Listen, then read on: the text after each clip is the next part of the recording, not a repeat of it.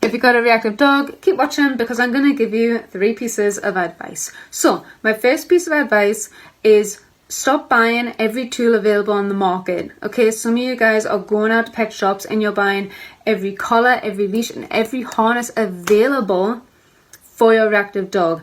I've actually had consultations before where clients have opened a cupboard door and been like, I have everything. I have everything here and the dog is still reactive. It's because the tool doesn't do the heavy lifting. When you're training a reactive dog, the tool, which is the collar, the leash or the harness, that helps us, but it doesn't do the heavy lifting. Okay, so if you have a reactive dog, please don't just run out to the pet shop and waste your money buying every tool available. Okay, you don't need every tool, you just need the right one. So, piece of advice number 2. This is to do with the scatter food method. So if you have a reactive dog, you've probably looked for videos online of other trainers looking for pieces of advice and little things that you can try with your dog. Something that I see surfacing all of the time are trainers who are telling you to take some food and just scatter it on the floor every time your dog sees another dog. Okay, here's the risk that holds. Okay, this is the risk that it carries. We live in England, so having a scatter food method isn't so bad if you're in an open area, okay, but do not be trying that if you're on a street. The streets in England, they're quite narrow. Okay, so if you're walking your reactive dog and there's another dog on the same side of the street as you coming towards you, you could be thinking, right, okay, well, I'll just scatter some treats, not realizing that by putting food on the floor, you could be inviting the other dog into your dog's space. Okay, this is something that I tell all my clients. You don't know other people's dogs.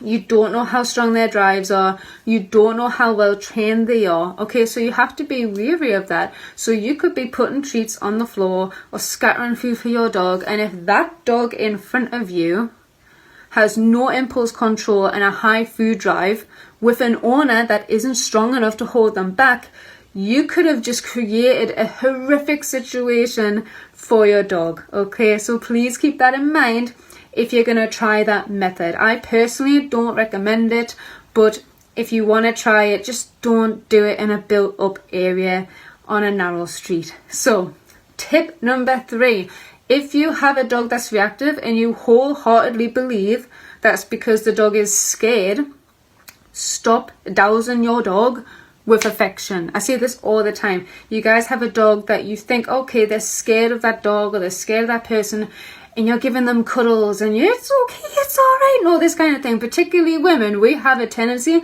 to go high pitched in our voice when we're trying to give comfort. Okay, but if your dog is truly fearful of those things and that's why they're being reactive, they don't need to be showered in affection. But what they do need is someone who's a strong leader who can say, I've got this, no worries.